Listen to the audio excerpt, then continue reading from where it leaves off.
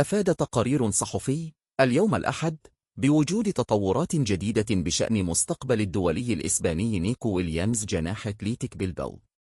وارتبط اسم ويليامز بالرحيل عن بلباو هذا الصيف في ظل اهتمام أندية برشلونة وبايرن ميونخ وإرسنال بالحصول على خدماته.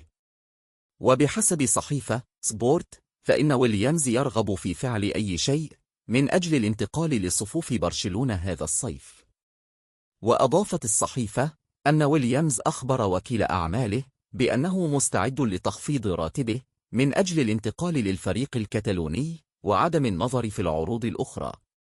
وكان برشلونة قد حاول ضم ويليامز في الصيف الماضي وتفاوض مع بلباو بشأن الشرط الجزائي في عقده، لكن اللاعب فضل الاستمرار لموسم آخر مع فريقه من أجل المشاركة الأوروبية. وترددت أنباء قوية خلال الأيام الماضية تفيد بأن ديكو المدير الرياضي لبرشلونة قد اجتمع بوكيل ويليامز من أجل التفاوض حول ضم اللاعب هذا الصيف.